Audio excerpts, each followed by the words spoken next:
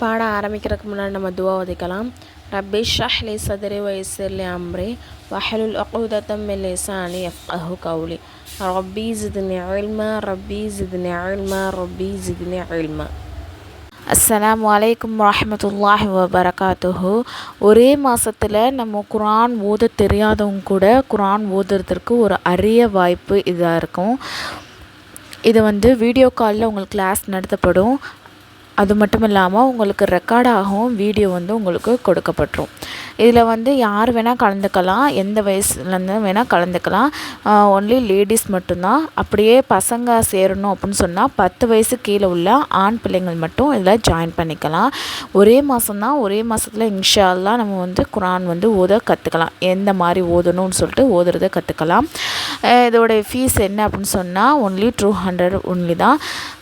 இன்ஷா அல்லாஹ் இந்த ஒரு அரிய வாய்ப்பை நீங்கள் பயன்படுத்திக்கோங்க. அஸ்ஸலாமு அலைக்கும் வரஹ்மத்துல்லாஹி வபரகாத்துஹு. சிறுவர்களுக்கான குர்ஆன் மதர்ஸா ஆன்லைன் கிளாஸ் இப்போது நம்ம ஸ்டார்ட் பண்ணியிருக்கோம்.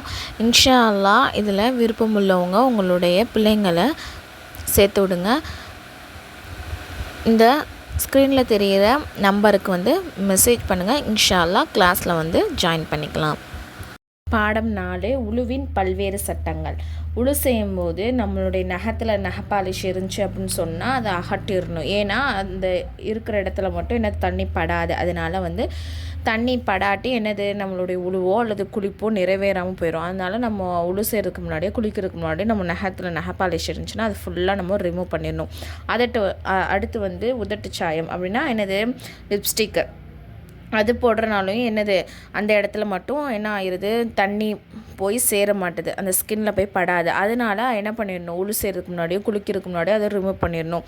அப்புறம் பெயிண்ட்டு அதுவும் நம்ம உடலில் பட்டுருந்துச்சுன்னு சொன்னால் அந்த இடத்துல என்ன ஆயிரும், தண்ணி படாது. அதனால் எந்த இடத்துல நம்ம ஸ்கின்ல எங்கேயாச்சும் பெயிண்ட்டு பட்டுருந்துச்சு அப்படின்னு சொன்னால் அதை ஃபுல்லாக ரிமூவ் பண்ணிட்டு தான் என்ன பண்ணணும், உழுவோ குளிப்போ செய்யணும். இப்போ நம்ம டைட்டான ஒரு மோதிரம் போட்டிருக்கோம் அப்படின்னு சொன்னால் அந்த மோதிரத்தை என்ன பண்ணணும், அசைச்சி விடணும் தண்ணி உள்ளாக்க போகிற மாதிரி. அப்புறம் நம்ம கம்மல் மூக்குத்தி இதெல்லாம் போட்டிருந்தோன்னா அதை லேசாக அசைச்சி விடணும். சரிங்களா? குளிக்கும் போதோ உழு செய்யும் போதோ அந்த இடத்துல தண்ணி போகிறதுக்காண்டி நம்ம பண்ணணும். மறைவிடம் திறந்து கொள்வதால் உழு முறியாது. இப்போ நம்ம உடலில் மறைக்கப்பட்டுள்ள பகுதிகள் திறந்து கொள்வதனாலோ அல்லது முழு ஆடையுமே கழட்டிட்டு இல்லாமல் நம்ம குளிக்கிறோமோ அல்லது உழு செய்கிறோம் அப்படின்னாலோ என்ன ஆகாது, உழு முறியாது. சரிங்களா? உழு இந்த மாதிரி இருக்கிறனால உழு முறிஞ்சிரும்னு சொல்கிறாங்க. இது அறியாமை காரணமாக சொல்கிறாங்க. ஆனால் உழு முறியாது. இந்த பாடத்துடைய கொஷின் நகப்பாலிஷ் பூசி இருக்கும் நிலையில் உழு செய்தால் உழு கூடுமா? உடலில் பெயின் பட்டிருந்தால் குளிப்பு கூடுமா? உழு செய்கையின் இறுக்கமான மோதிரத்தை என்ன செய்ய வேண்டும்? மறைவிடம் திறந்து கொள்வதால் உழு முறிந்து விடுமா? அடுத்தது பாடம் 5 உழுவின் மக்ரூஹுல். அதாவது உழுவில் எந்தெந்த காரியங்கள்லாம் தடுக்கப்பட்டுள்ளதோ அவற்றை செஞ்சிட்டோம் அப்படின்னு சொன்னால் அதோடைய நன்மைகள் குறைந்து விடுமோ அப்படிப்பட்ட காரியம்தான் உழுவுடைய மக்ரூஹ்னா என்ன, வெறுக்கத்தக்க செயல். சரிங்களா? எந்தெந்த காரியம்லாம் உழுவில் செய்யக்கூடாதுன்னு நம்மளுக்கு தடை செஞ்சுருக்காங்களோ அதை நம்ம தவறுதலாக செஞ்சிட்டோம் அப்படின்னு சொன்னால் அதன் மூலமாக நம்மளுடைய நன்மை குறைஞ்சிரும்னு சொல்கிறாங்களோ அப்படிப்பட்ட செயல் தான் மக்ரூஹ் அப்படின்னு சொல்லப்படும். ஃபஸ்ட்டு பாயிண்ட் என்ன, உழுவின் முஸ்தஹபுகளை மாற்றம் செய்தல், நீரை வீண் விரயம் செய்கிறது. அப்புறம் இடது கையால் நீரை எடுத்து வாயை கொப்பளிக்கிறது, இடது கையால் நாசிக்கு நீர் செலுத்துவது. இது எல்லாமே உழு முறிஞ்சிடாது. ஆனால் நன்மைகள் குறைக்கப்படும். இது செய்கிறது மக்ரூஹ், வெறுக்கத்தக்க செயல்கள். சரிங்களா? அப்புறம் வலது கையால் என்ன பண்ணுறது, மூக்கை சுத்தம் செய்கிறது. உழு செய்யும் நீரில் துப்புவது, மூக்கை சுத்தம் செய்கிறது. முகத்தில் அல்லது இதர உறுப்புகள் நீரை முகம் கழுவும் போது மூஞ்சியில் தண்ணியை அடித்து மூஞ்சி கழுவக்கூடாது. சரிங்களா? அதே மாதிரி புது நீரை எடுத்து 3 தடவை மசாஜ் செய்கிறது கூடாது.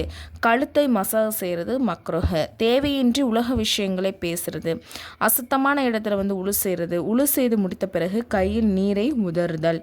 எந்த உறுப்பையும் 3 தடவைக்கு அதிகமாக கழுவுவது என்னதான், மக்ரூஹ் தான்.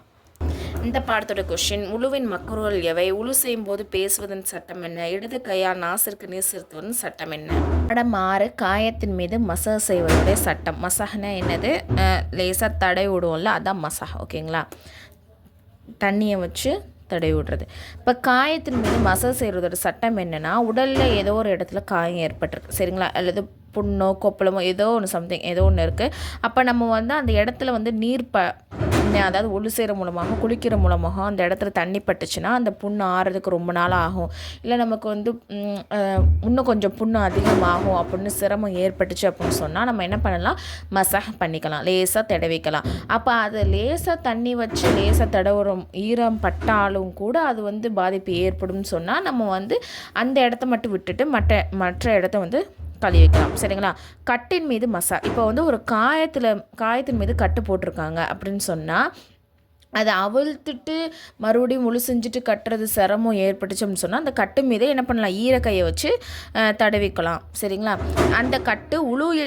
அந்த கட்டு நம்ம வந்து உழு இல்லாத நேரத்தில் நம்ம அந்த கட்டு போட்டுட்டோம் சரிங்களா. உழு இல்லை நம்மளுக்கு இப்போ நம்மளுக்கு அடிபட்டு நம்ம கட்டு போட்டுட்டோம் அப்படின்னா நம்ம உழு செய்யலை. அப்போ நம்ம திரும்ப உழு செய்யும் போது என்ன பண்ணிக்கலாம், மேலே மசாஜ் மட்டும் பண்ணிக்கலாம் அப்படின்னு சொல்கிறாங்க சரிங்களா. அடுத்து வந்து மாவு கட்டு பிளாஸ்டர். இப்போ எலும்பு முறிஞ்சிருக்கு அதனால் மாவு கட்டு போட்டிருக்காங்க, இல்லை இது சுளுக்கு ஏற்பட்டு பிளாஸ்டர் போட்டிருக்காங்க அப்படின்னு சொன்னாலும் என்ன பண்ணிக்கலாம், நம்ம குளிக்கும் போதோ உழு செய்யும் போதோ அது மீது ஈர கையை வச்சு தடவிக்கலாம், மசாஜ் பண்ணிக்கலாம் ஓகேங்களா. காயம் மற்ற பகுதியில் மசாஜ். இப்போ வந்து நம்மளுடைய கையில் அடிபட்டிருக்கு, இப்போ அந்த பகுதியில் மட்டும் போடாமல் எக்ஸ்ட்ரா சேர்த்தும் போடுவாங்கள்ல, நல்லா உள்ள பகுதியை சேர்த்து கட்டுற மாதிரி இருந்திருக்கு அந்த சூழ்நிலை அப்படின்னு சொன்னால் அந்த காயம் இல்லாத பகுதியிலையும் மொத்தமாகவே நம்ம வந்து என்ன பண்ணிக்கலாம், மசாஜ் பண்ணிக்கலாம், அது ஒன்றும் தப்பு கிடையாது அப்படின்னு சொல்கிறாங்க சரிங்களா. காயத்தின் மீது உள்ள கட்டு விழுதல். இப்போ காயம் கட்டியிருக்காங்க, அதாவது காயத்தின் மீது கட்டு ஏதோ போட்டிருக்காங்க, அந்த கட்டு வந்து அவிழ்ந்து விழுந்துருச்சு, இல்லை கலட்டிட்டு மறுபடியும் கட்டணும் அப்படின்னு சொல்லியிருக்காங்க அப்படின்னு சொன்னால் நம்ம திரும்பவும் என்ன பண்ண தேவையில்லை, மசாஜ் பண்ணணும் தேவையில்லை. ஆனால் அந்த காயம்லாம் ஆறின பிறகு நம்மளுடைய அந்த கட்டு அவுக்குறாங்க அப்படின்னு சொன்னால் நம்ம என்ன பண்ணணும், மசாஜ் முறிஞ்சிரும், திரும்பவும் நம்ம என்ன பண்ணணும், அந்த பகுதியை வந்து கழுவணும். மசாஜ் செய்வதன் சட்டம். கட்டின் அதிகமான பாகத்தின் மீது ஒரு தடவை மசாஜ் செய்வது ஃபர்லாகும். எப்போதெல்லாம் குளிப்போமோ உழு செய்வோமோ அப்போதெல்லாம் என்னது அவசியம் மசாஜ் செய்யணும். கட்டை அவிழ்ப்பது அல்லது காயத்தின் மீது மசாஜ் செய்வது சிரமம் இல்லை அப்படின்னு சொன்னால் கட்டை அவிழ்த்துட்டு மசாஜ் செய்கிறது அவசியம் ஓகேங்களா. கட்டை அவுக்கிறது மூலமாக எந்த சிரமமும் இல்லை அப்படின்னு சொன்னால் கட்டை அவுத்துட்டு நம்ம மசாஜ் பண்ணிக்கலாம்னு சொல்கிறாங்க. இந்த பாடத்தோட கொஸ்டின் வந்து காயத்தின் மீது மசாஜ் செய்வது எப்போது கூடும், கட்டின் மீது எப்போது மசாஜ் செய்வது கூடும், கட்டின் மீது எந்த அளவு மசாஜ் செய்வது ஃபர்லாகும். இது ஃப்ரீ முஅல்லமா கோர்ஸ். இதில் வந்து 1 year கோர்ஸ்.